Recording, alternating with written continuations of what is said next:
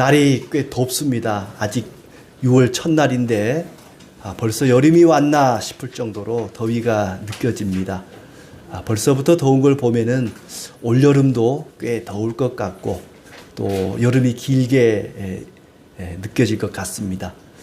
겨울이나 또 가을, 봄은 짧아지는 것 같고 여름은 꽤 길어지는 것 같고 그렇습니다. 사람들이 덥다 하면서 더위를 식힐 생각은 많이 하는데 이 더위를 해결할 만한 근본적인 문제에는 무관심한 것이 아닌가 생각이 듭니다. 날이 더우면 또 짜증도 많이 나지요. 어떤 사람이 짜증이 나서 그러는지 술에 취해서 그러는지 길을 가다가 인도에 차 올라오지 말라고 세워놓은 그 진입 차단봉 있잖아요. 그걸 걷어차는 걸 봤어요. 근데 이 스테인리스로 된 한 직경이 10cm 정도 되는 굵은 이 차단봉이 튼튼하게 고정이 되어 있는데 누가 거기다가 누런 포대자루를 뒤집어 씌워놓은 거예요. 아마 거기서 공사하던 분들이 그렇게 해놓은 것 같아요. 근데 이 사람이 그 포대자루를 냅다 걷어차는 거예요. 그러면 누가 손해겠어요? 자기 발만 아플 것 아닙니까? 세게 찰수록 자기 발이 더 아플 거예요. 겉에서 보기에는 별로 쓸모없는 바람 불면 휙 날아갈 것 같은 포대자루지만은 그 가운데는 아주 튼튼한 아주 강력한 이 쇠파이프가 숨겨져 있단 말이죠. 만약에 그것이 쇠파이프가 아니고 날카로운 칼이나 뜨겁게 달구어진 불덩어리라면 어떻게 되겠습니까? 이 하나님께서 세우신 하나님의 나라 예루살렘은 마치 그와 같습니다.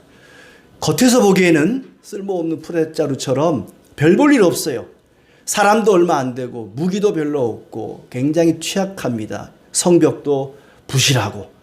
그러나 그 가운데에는 전능하신 하나님, 강력하신 하나님이 계시기 때문에 누구든지 그 예루살렘을 건드리는 나라들은 다 나가 떨어졌습니다. 31장 맨 끝에 보면은 시온에다가 하나님이 불을 놨다 그랬어요. 불은 시온에 있고 여호와의 불이 시온에 있다 그랬거든요. 불덩어리가 있기 때문에 블레셋이든 바벨론이든 에돔이든 아수르든 애굽이든 어떤 나라든지 예루살렘을 괴롭혔던 나라들은 다 나가 떨어졌습니다. 별 볼 일 없으니까 요놈들 쉽게 잡아먹자 하고 덤벼들었다가 오히려 자기들이 화를 입고 화만 입는 정도가 아니라 나라가 아주 멸절을 당하는 그런 역사가 우리가 살펴봤던 이 전반부 이사야서 전반부에 나오고 있습니다. 하나님께서 하나님의 백성들을 건드리는 놈들은 혼쭐을 내주겠다고 아주 멸절을 시키겠다고 경고하는 것입니다. 지금도 교회와 성도들을 건드리는 자들은 하나님이 가만두지 않습니다. 여러분 한 사람 한 사람은 포대자루처럼 별 볼 일 없는 사람일지 모르지만은 우리 안에 계시는 그리스도로 인해서 어느 누구보다 힘있고 강하신 그리스도로 말미암아서 우리를 건드리는 자들은 하나님께서 파멸에 이르게 할 것입니다. 이렇게 교회와 성도들은 그 중심에 그리스도가 계시기 때문에 누구도 감히 범접할 수 있는 강한 자들입니다. 교회를 가리켜 어떤 사람들은 교회의 건물이 작거나 또 사람 숫자가 적거나 뭐 교회의 재정이 뭐 굉장히 연약하거나 그러면은 그 교회를 작은 교회라고 부릅니다. 작은 교회. 작은 교회 연합. 작은 교회라는 건 없습니다. 모든 교회는 다 큰 교회입니다. 왜냐하면은 그곳에 크신 그리스도께서 계시기 때문에 그곳에 머리가 되시고 중심이 되시는 그리스도가 크신 분이기 때문에 어떤 교회든지 그 교회는 큰 교회입니다. 숫자가 많고 적음에 따라 큰 교회, 작은 교회로 구분하는 것이 아니라 아무리 적은 수가 모여도 그곳에 그리스도가 계시면 그 교회는 큰 교회입니다. 반면에 아무리 교회가 크고 사람이 많을지라도 그곳에 그리스도가 계시지 않으면 그곳은 교회가 아닙니다. 이렇게 하나님께서는 성도 한 사람 한 사람과 함께 하시고 또 주님이 함께 하시는 그 교회를 통해서 주님의 뜻을 이 땅 가운데 펼쳐 가십니다. 물론 성도들이 잘못할 때에도 하나님께서는 혼쭐을 내십니다. 예루살렘이 유다 백성들이 하나님을 의지하지 않고 우상을 숭배하고 하나님의 뜻을 저버리고 불의와 악을 행할 때에 그들을 징벌하십니다.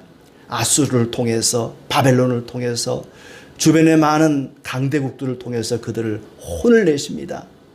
그런데도 이스라엘 백성들은 자기들이 처하게 될 그런 어려움을 전혀 생각하지 못하고 지금 당장 어려움이 없으니까 먹고 마시고 즐기고 위기감을 느끼지 못하고 상황 파악을 하지를 못했습니다. 그런 예루살렘을 향해서 안일한 여자들아 라고 부릅니다. 오늘 9절에도 그렇고 11절에도 그렇고 너희 안일한 여인들아 이렇게 부르지요. 너희 안일한 여인들아 일어나 내 목소리를 들을지어다. 너희 안일한 여자들아 떨지어다. 곡식을 거두고 나서 곡식이 많이 나오니까 많은 수확을 앞에 놓고는 너무 기쁘고 즐거워서 춤을 추고 노래하고 먹고 마시는 그들을 가리켜서 안일한 여자들아 라고 부릅니다. 그럴 때가 아니라는 것이죠. 너희가 지금 그렇게 먹고 마시고 춤추고 놀 때가 아니다. 장차 올 재난에 대비를 해야지. 장차 아주 강대한 군대가 예루살렘을 둘러싸고 괴롭힐 텐데 그 재난의 날을 대비해야지. 어찌하여 안일하게 태연하게 아무 근심 걱정 없이 그렇게 앉아있느냐. 이 안일한 여자들아, 현재에 먹고 사는 데만 만족하고 앞으로 일어날 어떤 재난과 위험에 전혀 대비하지 않는 준비성이 없는 사람들을 책망하는 말씀입니다. 안일한 여인들아. 이 말이 그 말입니다. 마치 기름을 준비하지 못한 미련한 5 처녀처럼 신랑이 혼인 예식을 위해서 신부 집에 오는데 신부의 친구 10명이 그 신랑을 맞이하러 나갔습니다. 그런데 5명은 등불과 함께 기름을 준비를 했어요. 밤을 새우려면은 신랑이 언제 올지 모르니까 기름을 미리 준비를 한 거죠. 그런데 미련한 5 처녀는 등불만 준비하고 기름을 준비하지 않은 거예요. 아무리 기다려도 신랑이 안 오는 거예요. 그런데 횃불이 점점 타들어가서 거의 꺼져가는 겁니다. 그때에 미련한 5 처녀가 슬기로운 5 처녀에게 기름을 좀 빌려달라 그랬죠. 그랬더니 우리 쓸 것도 부족해. 너네 빌려주면은 우리도 불이 꺼지고 말아. 차라리 시장에 가서 사다 써라. 그랬더니 이 5 처녀가 기름 사러 간 거예요. 그때 하필이면은 신랑이 온 것이죠. 그래서 기름을 미리 준비했던 5 처녀는 신랑과 함께 잔치집으로 혼인 예식에 들어가게 되고 미련한 5 처녀는 들어가지 못했다 하는 이 얘기입니다. 준비하라는 거죠. 언제 올지 모르니까 미리 준비를 해라. 그런데 이 히스기야 왕 시대의 이스라엘 백성들은 전혀 준비를 하지 못했습니다. 지금 당장 농사를 지으니까 포도도 곡식도 많이 나오거든요. 그러니까 너무 즐겁고 행복한 거예요. 지금 현실이 너무 만족스러운 겁니다. 그러니 미래에 대해서 걱정을 안 하는 거예요. 자기들이 가진 그 곡식들이 열매들이 마치 자기 힘으로 얻은 것처럼 하나님의 은혜로 그것들이 주어진 것을 모르고 하나님의 은혜가 없으면 포도알 한 송이도 한 알도 곡식 한 알도 얻을 수 없다는 것을 모르고 한 내년에도 열심히 농사 지어서 거두면 되지 뭐. 미래에 대해서 전혀 대비하지 않고 위기의식이 없는 사람들을 가리켜서 안일한 여인들아, 안일한 여자들아 라고 이야기합니다. 젖과 꿀이 흐르는 땅을 황폐하게 하겠다고 했는데도 그들은 위기의식이 없습니다. 하나님의 은혜 아니면 그들이 먹고 마시는 것을 전혀 얻을 수 없음에도 불구하고 그들은 위기 의식이 없이 자신만만하고 두려워할 줄 모르는 그런 여인들입니다. 나중에 전쟁이 일어나서 남자들이 몽땅 죽고 나니까 한 남자에게 7 여자가 매달려서 결혼해달라고 한다 그러지 않았습니까? 그런 위기가 다가오고 있는데 전혀 위기의식을 느끼지 못하는 여인들에게 안일한 여자들아, 안일한 여자들아 라고 그들을 책망합니다. 준비성이 없는 사람들, 미래에 대해서 전혀 걱정하지도 않고 대비하지도 않는 그런 사람들, 전혀 생각지 못하는 그런 사람들, 현실에 만족하고 지금 내가 먹을 것, 마실 것, 입을 것, 살아가는 데 필요한 것이 있으면 그걸로 충분하다고 생각하는 사람들에게 안일한 여자들아, 장차 이 땅이, 예루살렘이 황무지가 될 것이다, 황폐하게 될 것이라고 말합니다. 13절 말씀에 내 백성의 땅에 가시와 찔레가 나며 희락의 성읍 기뻐하는 모든 집에 나리니, 곡식이 나야 할 땅에 가시와 찔레가 날 것이다. 농사를 지어본 분들은 아실 거예요. 밭에 곡식이 나야 되는데 온갖 잡초와 가시와 찔레가 나면은 얼마나 힘든지. 곡식은 열매를 맺을 수가 없습니다. 그렇게 될 것이라고 이야기합니다. 포도원이 황폐하게 될 것이다.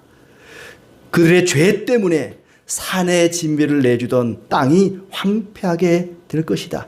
급작스럽게 갑자기 땅이 황폐하게 되리라. 재난이 그들에게 어김없이 임할 것이다. 갑작스럽게 임할 것이다. 하나님께서 죄인들을 심판하시는데 그 심판하시는 방법 가운데 가장 많이 등장하는 것이 땅을 황폐하게 하겠다고 이야기합니다. 우리가 이사야서를 처음 읽을 때부터 땅을 황폐하게 하겠다, 포도원을 황무지가 되게 하겠다, 곡식을 내지 못하는, 과일을 맺지 못하는 그런 황폐한 땅으로 만들어버리겠다, 죄악된 땅을 벌하실 때 하나님은 그 땅을 황폐하게 만들겠다고 말씀하십니다. 에덴 동산이 처음에는 농사를 짓지 않아도 곡식과 열매가 주렁주렁 맺히는 그런 좋은 땅이었습니다. 땀을 흘리지 않아도 먹고 사는데 전혀 지장이 없던 곳이 에덴 동산이었습니다. 그러나 아담과 하와가 선악과를 따먹고 죄를 범하고 나서 그 뒤에 땅이 가시와 엉겅퀴를 내기 시작했습니다. 땀을 흘리지 않으면 농사를 제대로 지을 수 없는 그런 황무지가 되어버린 것입니다. 죄로 인해서 사람도 고통을 받게 되었지만은 땅도 황무지가 되어버렸다는 것이요. 하나님께서는 죄인들을 심판하실 때 그 심판의 방법으로 땅을 황폐하게 만든다. 땅이 황폐하게 되면 어떻게 되겠습니까? 물도 오염이 되고 먹을 것도 얻을 수가 없지 않겠습니까?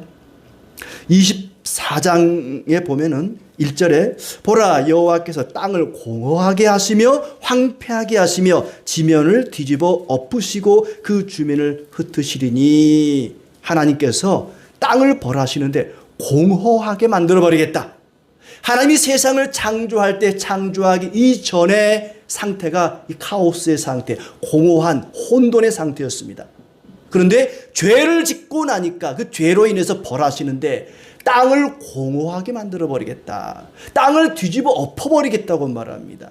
사람에게 곡식과 물과 열매를 주던 그 땅을 황폐하게 만들어버리겠다 그랬어요. 또 3절에도 보니까 땅이 온전히 공허하게 되고 온전히 황무하게 되리라, 여호와의 말씀이니라 그렇습니다. 하나님 보시기에 심히 좋았던 그 땅, 하나님이 세상을 창조할 때 이 땅은 보시기에 심히 좋았습니다. 너무나 아름다웠습니다. 그게 에덴 동산이었어요. 농사를 짓지 않아도, 땀을 흘리지 않아도 먹고 살 수 있는 그런 땅, 에덴이었습니다. 그러나 죄로 인해서 더 이상 그 아름다운 땅은 찾아볼 수가 없게 된 것입니다. 황폐하게 된 것이죠. 메마르고 생기가 없고 시들어 버린다. 그 원인이 뭐냐? 땅이 망가진 원인이 뭔가? 24장 5절에 땅이 또한 그 주민 아래에서 더럽게 되었으니 이는 그들이 율법을 범하며 율례를 어기며 영원한 언약을 깨뜨렸음이라. 하나님의 법을 어겼기 때문에 이렇게 되었다는 거예요. 땅이 오염된 것은 인간의 탐욕 때문입니다. 죄 때문입니다.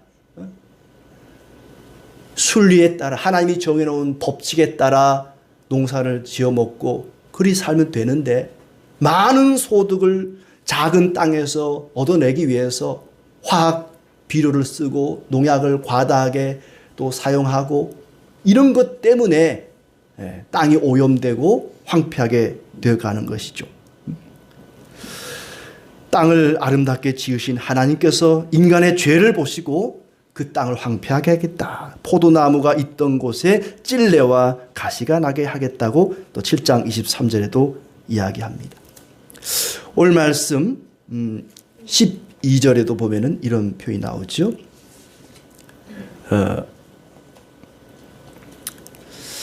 그들은 좋은 밭으로 인하여 열매 많은 포도나무로 인하여 가슴을 치게 될 것이다. 좋은 밭, 열매 많은 포도나무.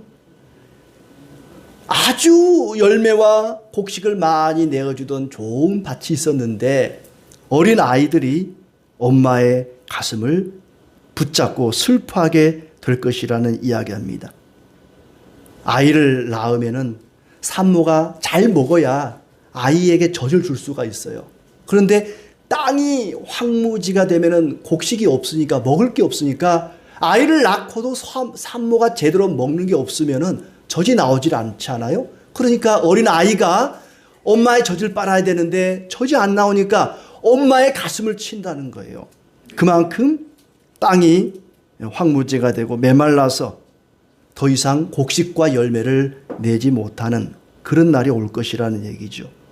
풍성한 곡식을 내던 땅이 재난으로 인하여서 황폐하게 될 것이다. 그러니 안일하게 태만하게 앉아있지 말고 준비하라는 얘기입니다. 재난의 날이 곧 올 것이다. 그러니 방심하지 말고 준비하라, 대비하라 하는 얘기죠. 먹을 것을 하루아침에 몽땅 다 먹는 게 아니라 어느 나라인가 뭐 그런 사람도 있다 그러잖아요. 낚시를 하는데 이 냇가에 있는 고기를 잡아다 먹는데 그날 먹을 만큼만 잡아다 먹는 거예요. 나머지는 놔두는 거예요. 우리 한국 사람들 같은 몽땅 다 잡아올 거예요. 그냥 냉장고에 쟁여놓고 먹을 텐데 그러지 않는데요. 냉장고가 필요 없다는 거예요. 그날 먹을 만큼만 잡아오고 또 다음 날은 또 그날 하루 먹을 만큼만 잡아오고 그러니까 계속 고기가 있는 거죠. 몇 년 후에 것까지 몽땅 끌어다가 먹는 게 아니고 대비해서 내일과 모레와 먼 훗날을 대비할 수 있어야 된다 하는 얘기입니다. 그런데 재난의 날을 대비하지 못하고 더 이상 곡식과 열매를 거둘 수 없는 그날을 대비하지 못하고 오늘 주어진 수확에 만족하고 기뻐하고 즐거워하고 먹고 마시고 쾌락에 빠져 살아가는 사람들을 향해서 안일한 여인들아, 번영의 날에 안전에 안일함에 빠져서 망상에 빠져서 살아가는 여인들아, 장차 슬퍼할 날이 올 것이다. 그날을 대비하라. 마치 노아가 방주를 만들면서 많은 사람들에게 경고했던 것처럼 장차 홍수가 올 것입니다. 그러니 방주를 만들어야 됩니다. 대비해야 됩니다. 회개해야 됩니다라고 외쳤던 것처럼 이사야를 통해서 안일한 여인들아, 지금 이렇게 먹고 마시고 춤추고 놀 때가 아니다. 장차 재난이 임할 것이다. 그때를 대비하라고 이야기합니다.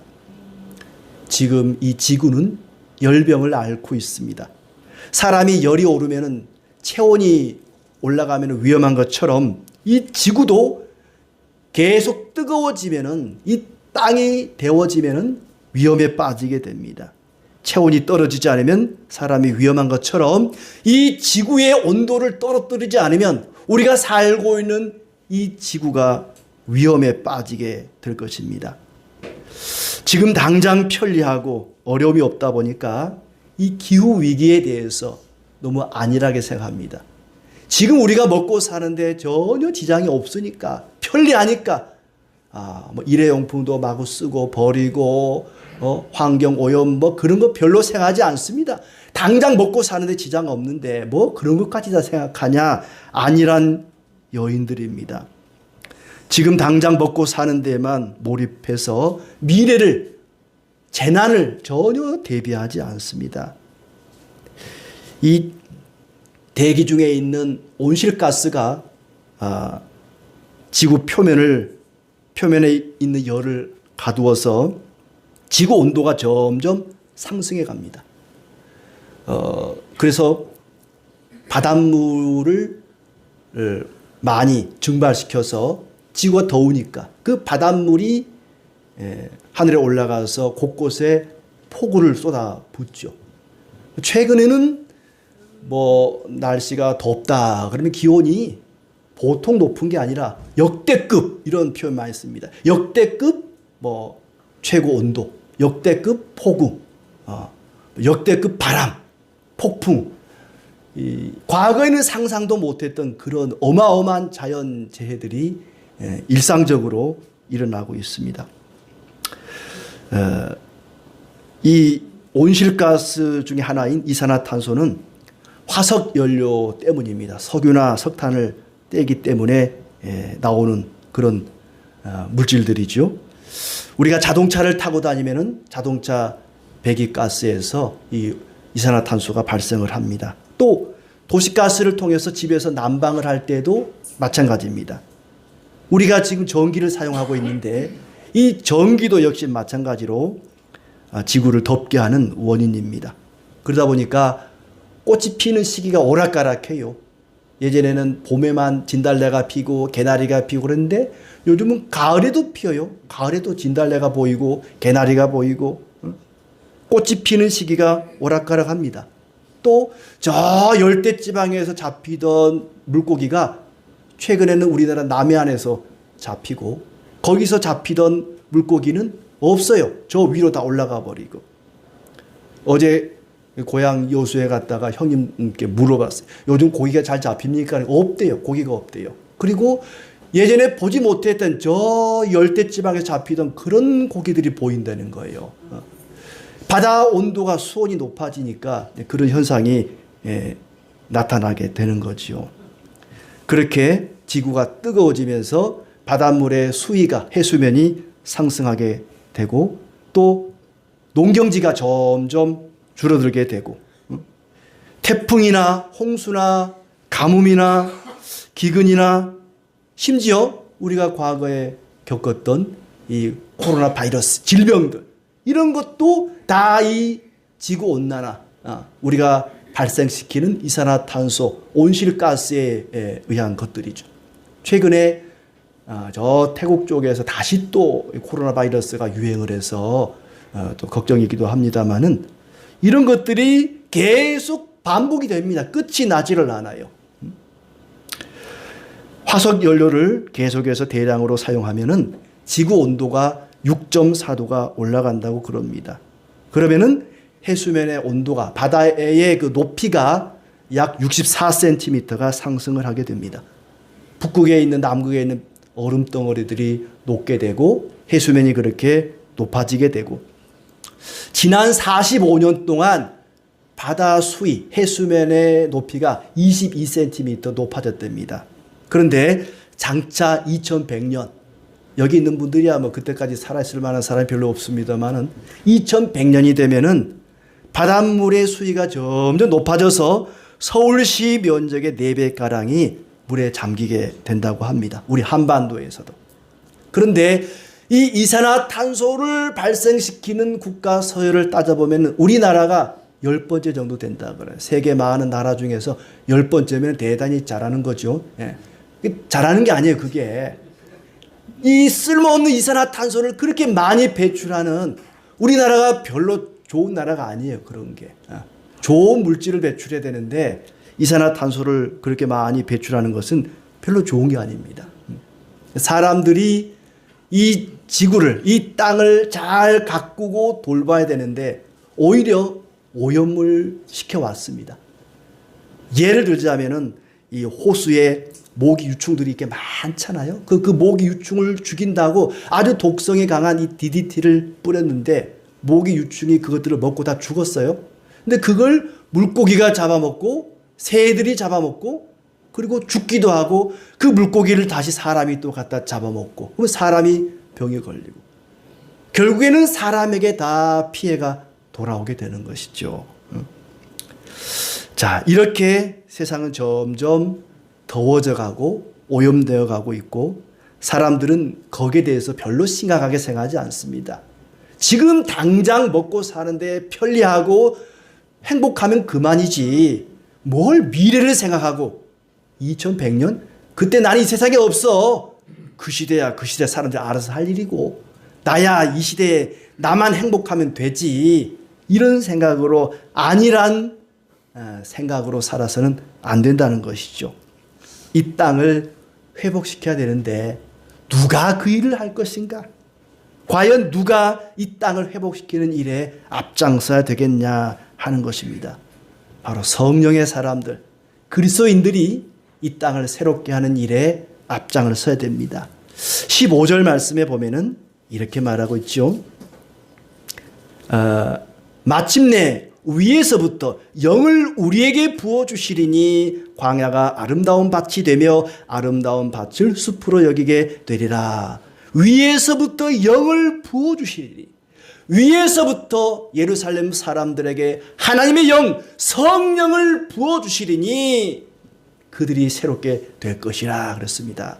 성령을 부어줄 때에 나타나는 첫 번째 현상이 뭐냐? 땅이 새로워지는 것입니다. 성령이 그들에게 임하게 되면 광야가 아름다운 밭이 될 것이다. 아무짝에도 쓸모없는 불모지가 아름다운 열매를 내는 그런 아름다운 밭이 될 것이라 그렇습니다. 성령을 우리에게 부어주셔서 하나님께서 이 세상을 새롭게 할 것이라고 말씀하십니다. 하나님께서 예루살렘을 황무지가 되게 하겠다, 황폐하게 하겠다고 말씀하셨습니다. 언제까지 그렇게 하느냐? 성령을 부어주셔서 사람들의 마음을 획기적으로 변화시킬 그때까지 황폐하게 하겠다고 말씀하십니다. 그러나 이제 그들에게 성령을 부어주셔서 불모지가 광야가 아름다운 열매를 맺는 땅이 되게 하겠다고 말씀하십니다. 그런데 그때까지 기간이 많지 않습니다. 이 땅을 황폐하게 하겠다고 하는 그때까지 10절에 보니까 너희 염려 없는 여자들아 1년 남짓 지나면 너희가 당황하리니 포도 수확이 없을 것이다. 이 땅에 재난이 닥칠 때까지 1년 남짓 남았다 그렇습니다. 1년 남짓 남았다는 말은 기간이 많지 않다는 거예요. 머지않아서 조만간 예루살렘이 황폐하게 될 것이다. 그러니 너희는 그날을 대비하라. 재난을 대비하라고 말씀하십니다. 아직은 기회가 있다는 거죠. 1년 남짓 남았다는 얘기는 아직은 기회가 있다는 얘기입니다. 하나님께서는 성령의 사람들을 통해서 이 세상을 회복하기를 원하십니다. 시편 104편 30절 말씀에도 주의 영을 보내어 그들을 창조하사 지면을 새롭게 하시나이다 그렇습니다. 주의 영을 보내셔서 성령을 보내셔서 지면을 땅을 새롭게 하시나이다 그랬어요. 하나님께서 이 땅을 새롭게 하는데 어떤 방식으로 새롭게 합니까? 성령을 보내서 새롭게 하겠다는 것입니다.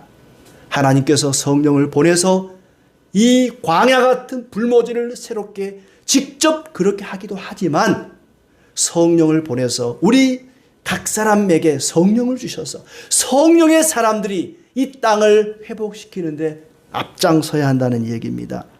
우리의 심령을 성령으로 새롭게 하셔서 이 세상을 아름답게 가꾸어 가는 것이 하나님의 뜻입니다.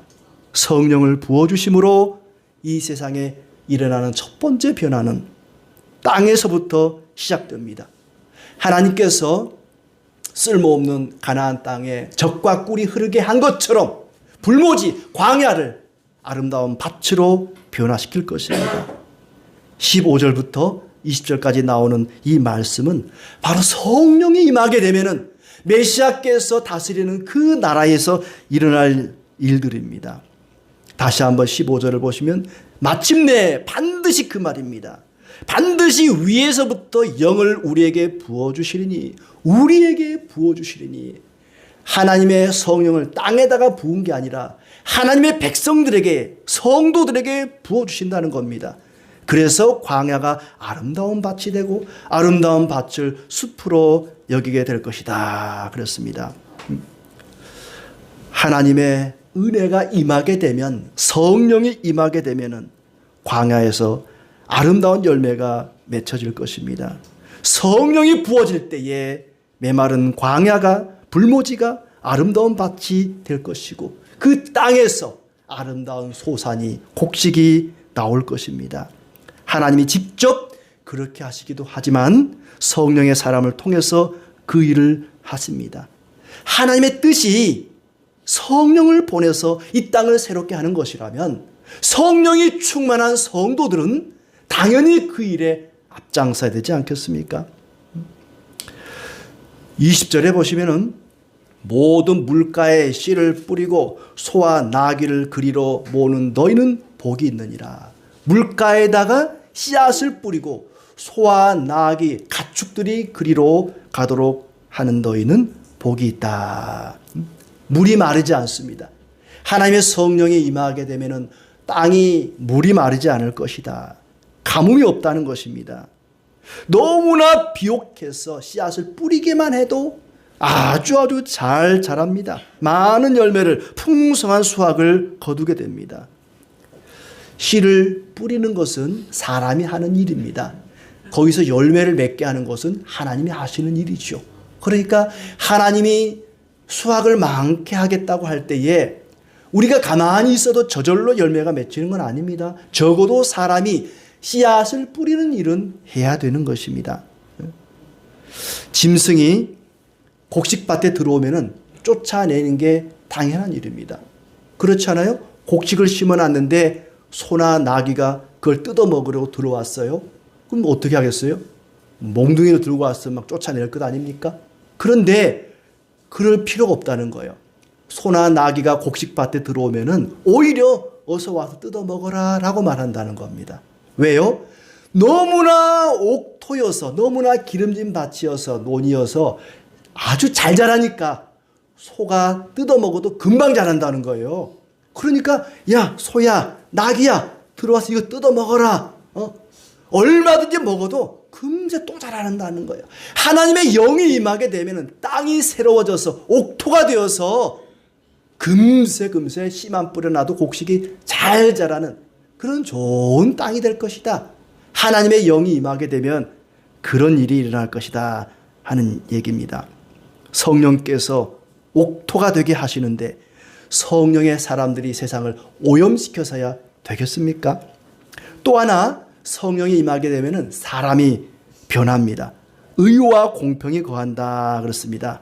의와 공평. 의는 하나님을 높이는 것입니다. 하나님 앞에 의를 행하는 것이죠. 또 공평은 사람을 존중하는 것입니다. 의와 공평.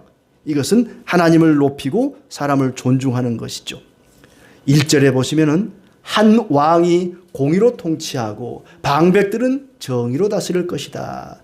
히스기야 왕이 등극하게 되면은 예루살렘을 이렇게 공의로 다스리게 될 것이다 하는 이야기인데, 이제 예수님의 비유 중에서 그런 비유가 있죠. 우리가 흔히 씨 뿌리는 자의 비유 또는 뭐 4가지 밭의 비유 그러는데, 농부가 씨앗을 뿌리는데 어떤 밭은 길가입니다. 사람들이 하도 그 지름길을 내놔가지고는 밭은 밭인데 아주 딱딱한 밭이 되어버렸어요. 그런 밭에 씨앗이 떨어지면 새들이 와서 쪼아 먹어버리기 때문에 열매를 맺을 수가 없어요. 또 돌짝밭, 밑에 돌이 깔려있고 살짝 위에 흙이 얹혀져 있는 그런 땅에는 뿌리가 내리기는 내리지만 깊이 내리지를 못하니까 햇빛이 나면은 타서 또 열매를 맺을 수가 없고, 가시밭에 떨어진 씨앗은 그 가시가 기운을 막아서 도저히 곡식이 자랄 수가 없고, 옥토에 떨어진 좋은 땅에 떨어진 씨앗은 30배, 60배, 100배의 결실을 얻는다 그랬습니다. 그런데 가시밭 같은 아무 열매도 맺지 못하는 불모지 광야 같은 우리의 심령이 성령이 임하게 되면은 옥토로 변한다는 것입니다. 성령이 임하게 되면은 변화될 일들이 이 땅을 새롭게 하기도 하지만 우리의 마음밭을 옥토로 좋은 땅으로 만들어 주신다.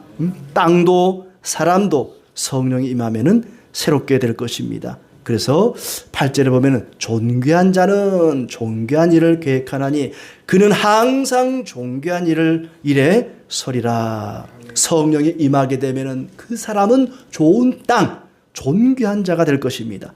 자발적으로 이웃을 돌봐주고 그 성품이 너그럽고 관대한 사람이 되는 것이죠. 그 사람의 마음밭이 옥토이기 때문에 그렇습니다. 좋은 어른은 어떤 사람인가 아이들에게 물어봤더니 여러 가지 대답이 나오는데 그 대답 가운데 하나가 신발끈을 대신 매주는 것보다 신발끈을 맬 때까지 기다려주는 어른이 좋은 어른입니다 라고 아이들이 대답을 했다고 합니다. 하나님께서도 우리가 자발적으로 하나님의 일에 참여하기를 원하십니다. 강제로 그 일을 하기를 원치 않으십니다. 하나님은 우리가 하나님이 기뻐하는 일을 자발적으로 행하도록 기다려 주십니다. 그래서 우리가 이 기후 환경 위기에 대응하고 극복을 위해서 노력하는 그 일들을 자발적으로 해야 됩니다. 강요해서 될 일은 아닙니다. 교회 안에서도 그 일을 행할 때에 절대 강제로 하지 않습니다.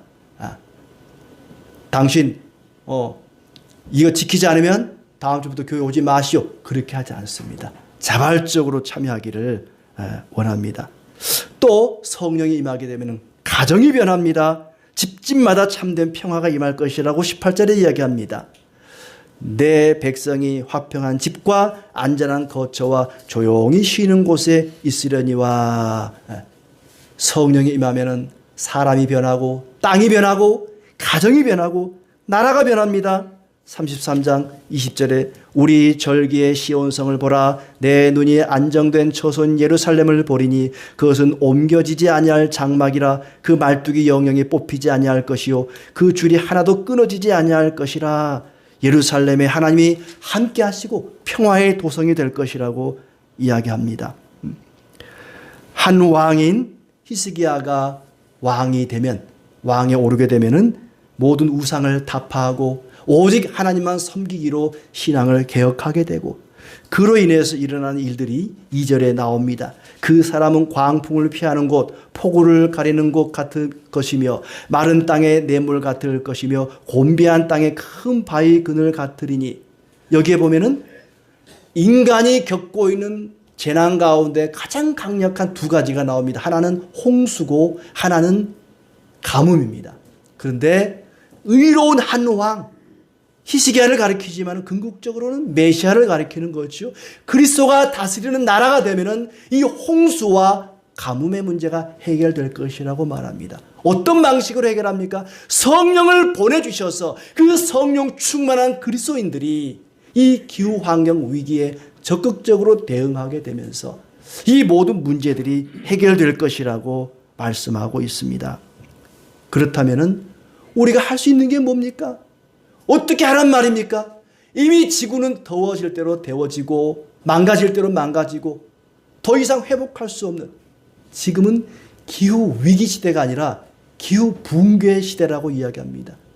우리가 할 수 있는 게 뭐가 있을까요?